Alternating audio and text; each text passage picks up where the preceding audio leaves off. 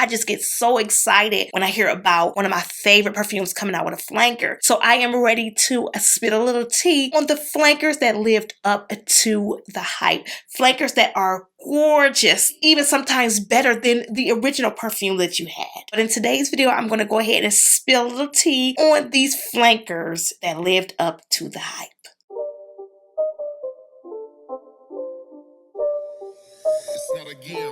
This first flanker that I have here in front of me, you guys, is from a house that is very over the top, very, very flashy, usually has rich, seductive, just overwhelming perfumes. And it is none other than Jean Paul Gaultier. And you guys, I had to include this perfume. It was just recently released. It is a new release, okay? But it definitely lived up to the hype. And it is none other than this Jean Paul Gaultier Labelle La Perfume Intense. You guys, whew, this baby right here. I'm going to go ahead. I don't even really need to spray. I can just smell it off the top. This is such a beautiful, beautiful flanker. I really love the original Labelle, but this flanker is so gorgeous. It's so rich. It is intense. It definitely lives up to the hype, and this fragrance is so pretty. Jean Paul did an amazing job on this fragrance. I absolutely love it. Now, this was very, very hyped up. You guys, I didn't know what to expect. I blind bought it. I was not playing any games. As soon as I seen it was available on Fragrance Buy, honey, you know, you have to jump on these when they become available. And it did come back in stock. I actually posted that on my podcast, as well as putting it in a video on YouTube. So it was back in stock. But honey, it's sold out again, okay? So it is not available, but I did actually find this in another place. And I will leave the link down below of where I found this from. So, and yes, it is authentic. This definitely lived up to the hype. And again, this one is Jean Paul Gaultier Labelle La Perfume Intense. Definitely lived up to the hype. So try to get your nose on this one. Beautiful, long-lasting, very rich, seductive perfume.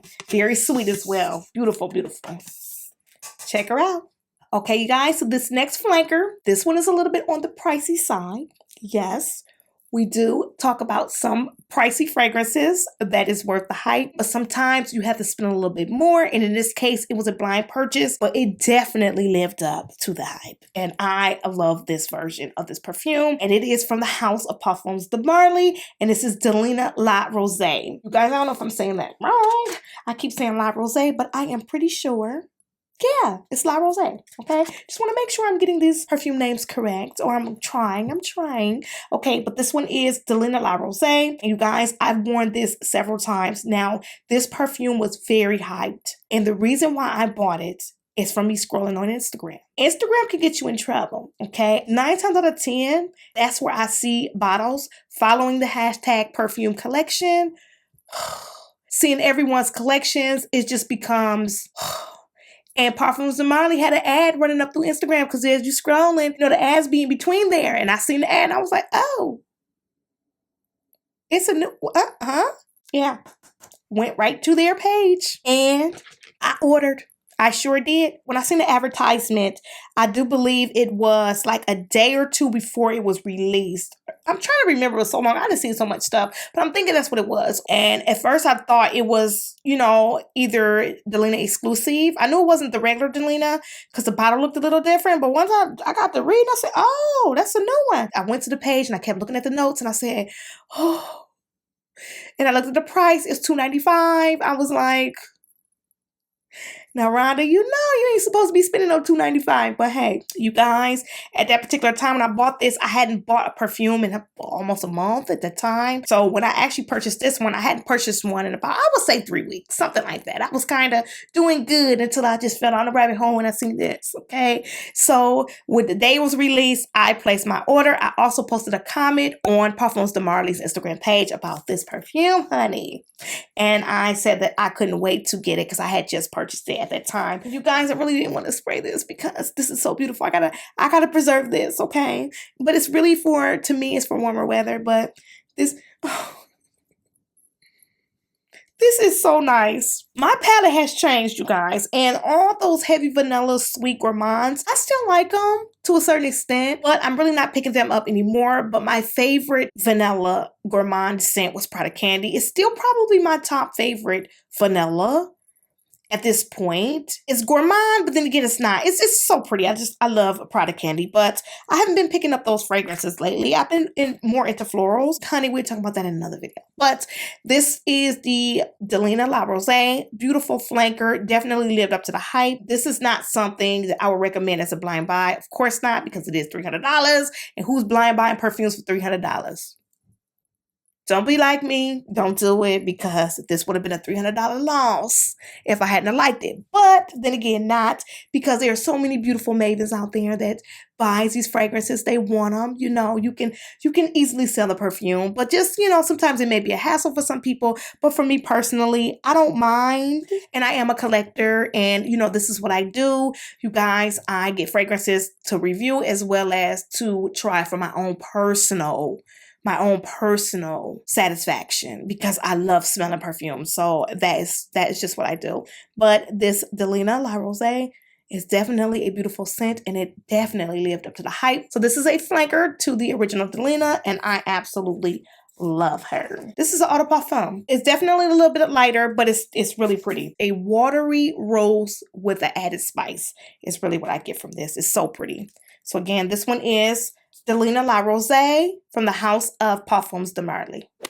Okay, and this next one, you guys, really does not get talked about a lot, but it's so nice. It's such a nice flanker, and it deserves all the praise. And this one is from the House of Armani, Giorgio Armani, and this one is Seafiori. This one, you guys, is a vanilla black currant, and I am so glad that I tried this again, because when I first smelled this, I was like, I think it was because I was smelling too many perfumes, and that could happen. Try not to smell too many when you go test. And of course, they do have coffee beans, but sometimes that does not help, because once you smell something very strong, your palate is messed up. So that's why I always recommend to start from the lightest to the heaviest, so your palate doesn't really get too messed up. But this here is a beautiful black currant and vanilla. Now, C Passion, that's a beautiful one as well. That one gets torn up in these YouTube streets, honey. C Passion gets tore up. But C Passion, in my opinion, is very beautiful. But I do like Seafiori better, just a little bit better than Passion, because I really like the vanilla, and I am a vanilla girl. I really like the scent of vanilla, especially when the vanilla is blended good. This is a black currant, which is like shampoo-y fruit. And you also get like a powdery aspect. It's so strange, but I call this a popcorn, like a vanilla popcorn. This is so pretty. This is really pretty, and it does last. And this also, just to give a little bit of tea, honey, because you know we spill tea over here, okay? So to give you a little bit of tea, this smells very similar to that Parfums de Marly Safenade. When I sprayed Safenade, because I had the sample, okay? When I sprayed Safenade, I said, oh no, they did not. That's Seafiori, baby. That is Seafiori. Now, no shade to Parfums de Marly, because, honey, I do have a collection, okay? I spent some coins, but that is why I have not purchased Safenade, because of this. It's very similar, okay? And I couldn't stop thinking about that. And I said, I'm not spending $200 some on that perfume when you got Seafiori. So very beautiful scent. Definitely lived up to the hype. Definitely a beautiful flanker from the original. Now, as far as the original C, I am not a fan. In the beginning, when I first tried the original C, it had been about 3, maybe a little bit over 3 years ago. And I kind of liked it. But when I tried it again, not even 6 months ago, that perfume has been reformulated. It smells nothing like I remember. It was okay. I didn't love it. That's why I didn't buy it. But I was like, oh, okay, this is decent. I like it. But now it has this root beery, like, it smells so strange now. Like, I really believe that was reformulated. It's not the same. But they did just come out with another flanker to the Intense. So as they have C Intense. Now, I know they had Armani Sea Intense in the black bottle, but now they have it in like a orange color bottle. I don't know what's going on with that, but I will try it. I will test it. I'm open to testing anything, you guys. So I'm definitely going to try it when I get my hands on it, or if when I go to the store and it's out on display, I'm definitely going to smell it. But for right now, it's the Original C, no ma'am. Okay, but this is a beautiful flanker to that perfume. Beautiful. And they also have an intense version of, it's not this one, Passion. They have an intense version of Passion. I have not smelled that one either, but I'm definitely going to try to get my nose on it when I can. But again, this one is Giorgio Armani Seafiori. Beautiful flanker to the collection. Let me know your thoughts if you have this perfume. Okay, so this next one is one that I have not talked about in quite a while, but this is so beautiful. And this one is from the house of Bvlgari, you guys. This one is Bvlgari Omnia Coral. I do have Bvlgari Omnia Crystalline, which I really, really love that. Well, I used to love that, but now it has changed for me a little bit. But this one, I wore this one not too long ago, you guys, and this smelled so good in the heat. This is a beautiful flanker from that crystalline, from the Omnia line. Oh, wow. This smells like it's a citrusy musk, a fruity citrusy musk. This is so, so pretty. Almost kind of smells a little powdery a little bit. But in the heat, this performs so well. This is an eau de toilette. Yes, this is a 65 ml. This is the largest size. I do have the gift set where it has the soap. I have not used the soap yet, but I'm thinking about putting the soap in my bathroom because it would just smell up my bathroom. I know it would. This is such a beautiful, beautiful flanker. Amazing. I love this. There are several flankers to the original. I know the newest one that just came out was Citrine. I believe it's Bvlgari Omnia Citrine. I have not tried that one yet. And the one before that one was the pink, was it pink? Pink Sapphire? Something like that. That one had pink pepper in it. Now, that was one that I really couldn't smell it because I was smelling so many other things, you guys. And when I sprayed it, I was like, I can't smell nothing. And then when I did get a little waft, I got a little peppery waft. So I said, and I haven't tried it again ever since. But I am open to getting a sample and trying it again. But this coral is very, very nice. Like I said, I've had this one in my collection for quite a while. And this one is a beautiful flanker. So, like I said, it's a citrusy musk, and it has like delicate woods. This one is really pretty. This one beat out crystalline for me now, you guys. I did spray crystalline again, and yeah, well, this one. Beautiful flanker from the Bvlgari Omnia line. Beautiful. And again, this one is Omnia Coral. This is an eau de toilette in the 65 ml 2.2 ounce full bottle. Beautiful flanker. Try it out if you have not done so already. And if you do have it, comment down below and let me know your thoughts. Yes, ma'am. What's the next one? Okay, you guys, this next one is from the house of Valentino. And this one is Valentino Donna's Born in Roma. You guys, this one really doesn't even need an introduction because when you know, you know. If you have this, you know what I'm talking about. This one is so nice. This is the best flanker thus far.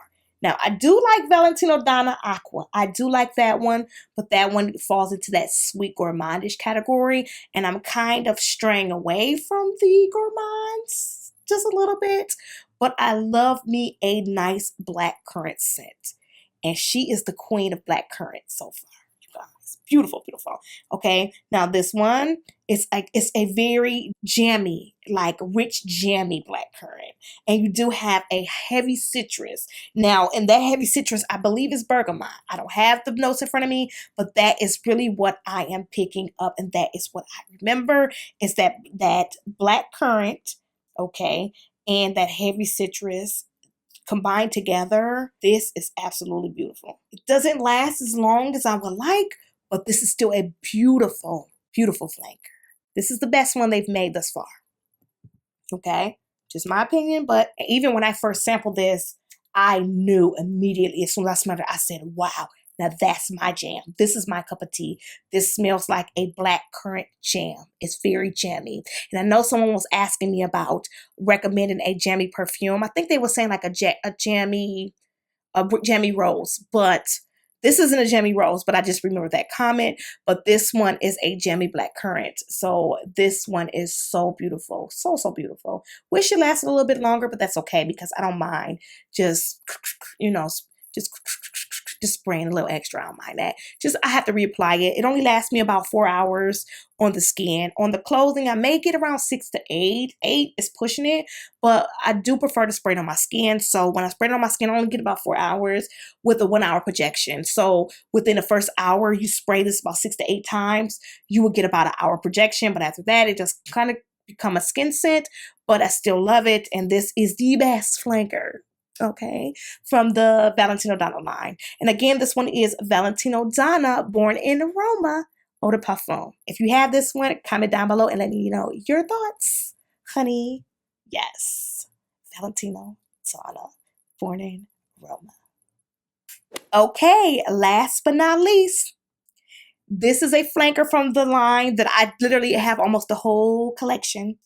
But this is one of the best flankers that definitely lived up to the hype. Now it is limited edition. I do apologize for showing a limited edition, but you guys, they usually come out with limited edition perfumes from this line every year. And this one is Yves Saint Laurent Mon Petit Star Edition. This is the one that has the red berries, you guys. So it's like a candied version of Mon Petit. I already know Mon Petit is sweet, okay? But just imagine Mon Petit Original with the patchouli removed with red berries. That's what you get in stars. Okay, so they usually come out with a version of this almost every year. So if you can, yes, it's berries. It smells like a tropical punch. So imagine the original Mon Petit, the OG, with the patchouli removed, because this one is light on the patchouli. It almost kind of puts you in the mind frame of the Intensament, the Mon Petit Intensament. That one is a flanker that I believe that's the latest flanker. That's the one that has like the burgundy bow on it. This is a rose fragrance. Love that one. Now this one is almost kind of along the lines of the Intensament, but it's not rose. Where the Intensament, you really don't pick up the patchouli. But in this one, you don't really pick up the patchouli either. It's more like a candied berry on the top of the original Mon Petit with no patchouli, if that helps at all. That's what I get. Yes, this smells absolutely amazing. Beautiful flanker. So don't think that all of them are the same once they're being released. Like, oh, it's just a limited edition bottle from the original. And I do believe there are a couple where the notes are the same, but you guys, they're not the same. They release the same notes, but the concentrations are different. I think that's a way that they kind of like, honestly, I don't think they should do that, because it's kind of misleading a little bit. It would make you think, honestly, I think it's hurting the sales, okay? Because it would make you think, just by looking at the notes and the notes are the same, it would make you think that they're just releasing a limited edition bottle and it's the same fragrance. And that's not the case.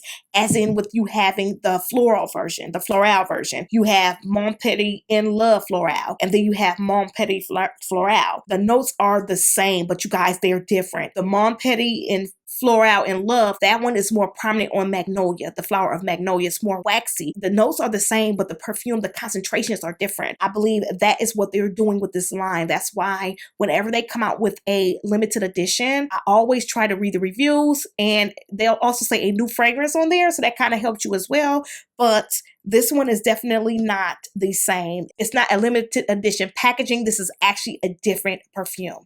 Okay, and this one is so, so nice, especially if you love red berries, almost like a candied red berry. So this one is really pretty, and this wears really good on the skin too. You don't get the same longevity as the original, but this one is still very beautiful, and this is a beautiful flanker.